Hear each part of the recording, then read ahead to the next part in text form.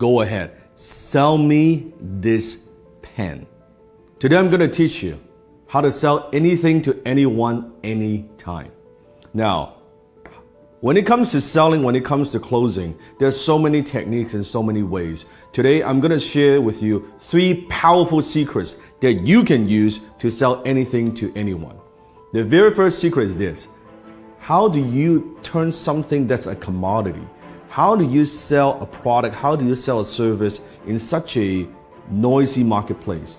Number 1, understand this. People don't buy because of logic. People buy because of emotion, and they justify it with logic.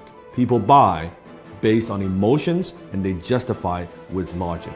I want you to think of something that you want to buy in your life. It could be a car, it could be a house, it could be anything. Just I want you to picture that.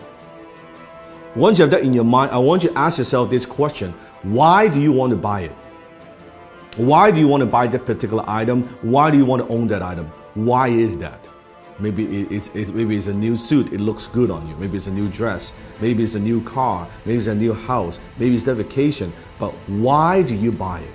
I want you to dig a little bit deeper. If you peer through the layers, I think you'll realize you're buying emotions. Maybe you buy the item because of greed. You want to make money or you want to save money. Or maybe it's because of generosity, that by buying this item is going to help other people. Have you noticed sometimes even there are companies out there, if you buy this particular product, they're going to donate a certain amount to charities? Maybe you buy because of generosity. Maybe because of shame, that if I don't buy this, I'll look foolish. If I don't own this, I'll look foolish.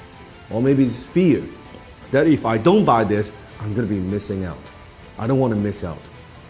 Maybe it's an escape, that you go on the vacation, your 9-to-5 job is driving you fucking crazy, and you say, oh man, I need some time off. Maybe doing it, buying it because of escape. Whatever those reasons are, those are very often emotional reasons. So you buy because of emotion, and you justify with logic. So think about when you're selling something to somebody. Are you just talking about features and benefits? What this thing would do for you?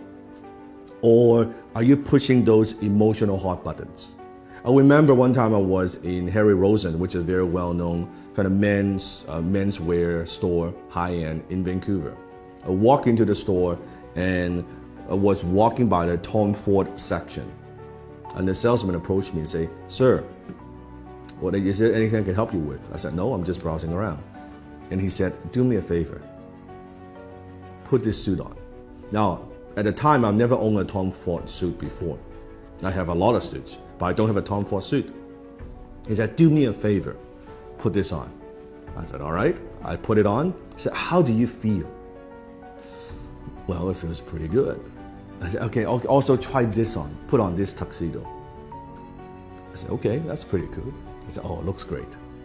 He said, sir, are you a fan of James Bond? I was like, who isn't a fan of James Bond? Like, duh.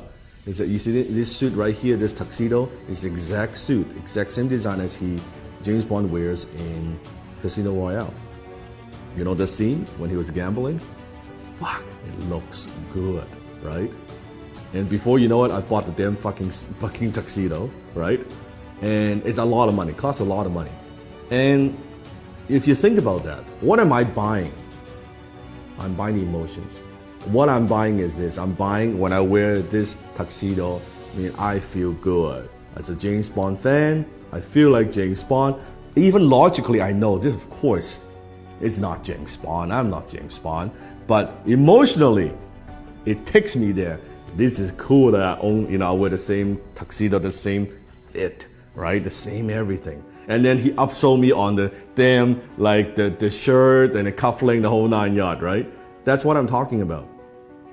People buy because of emotions and they justify with logic. You have to understand that. Don't push your products. Don't just push your services. Don't push the features and benefits.